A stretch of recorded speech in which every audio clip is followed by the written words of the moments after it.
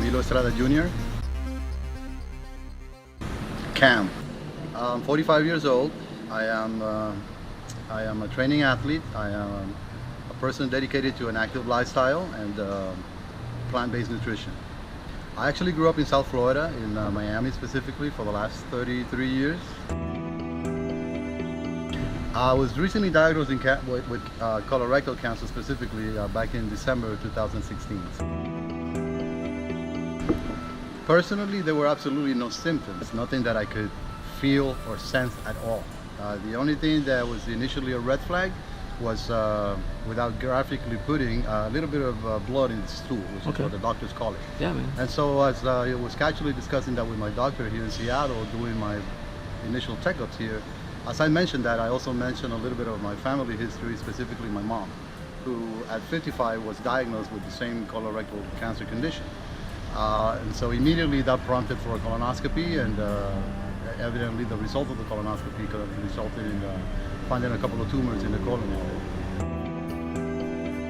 First reaction is that initially I wasn't surprised, not that I was expecting it, but because since my mom and other members of my family had had cancer, her elders, I immediately thought it was a family condition. Gladly today, due to genetic testing, it resulted in the fact that I don't have genetic mutations. And that basically leads that I am not a high-risk person due to mutations, due to hereditary conditions. So my case, on a positive note, is isolated to those tumors I have in my colon. Gladly for me, it was early stages in which they were detected back in December.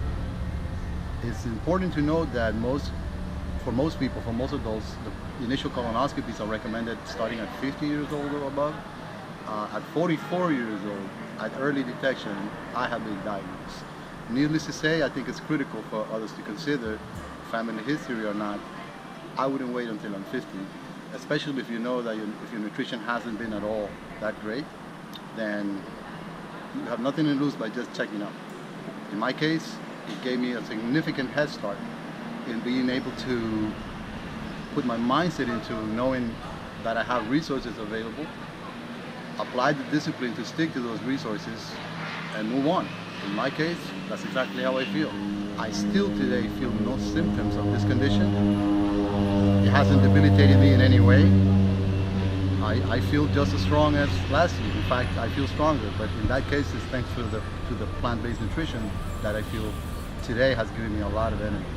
And moving forward with my life, with an active lifestyle, among other things, is what I hope, and I know I'm confident that will help me heal. And so things are moving on, and things are moving positively for me right now. I had learned prior to moving to Seattle, while I was residing in Florida, about THC and CBD for cancer treatment, simply by researching, more specifically researching the PhoenixSteers.ca page, which addresses specifically how you can manufacture your own RSO, or Rick Simpson Oil, which is in fact one of the main medical components that I consume today for the purpose of treating the cancer condition. So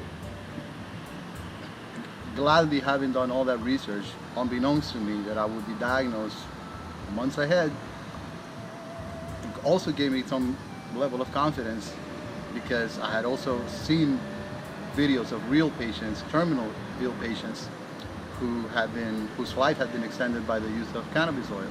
And so I've always knew through to my heart that the real medication is out there, and it just simply needs to be made more available to people. And so gladly living in a state where cannabis use is legal, I am blessed to simply realize that I have all these resources at my disposal. If I would have, going back to the question that you asked about me being scared, I think I would have shit my pants in Florida if I would have been diagnosed there. Because then never mind. I'm here today, and I'm thankful specifically for that reason, because the medication is available to me. And I do hope and dream that eventually it will become easily accessible and legally available to anyone who needs it. I will continue to share my story as an activism to inspire others and move forward in the movement to help legalize a plant that nature intended for it to be here for us. I'm here to enjoy it, and I actually do. While I've been positive from day one,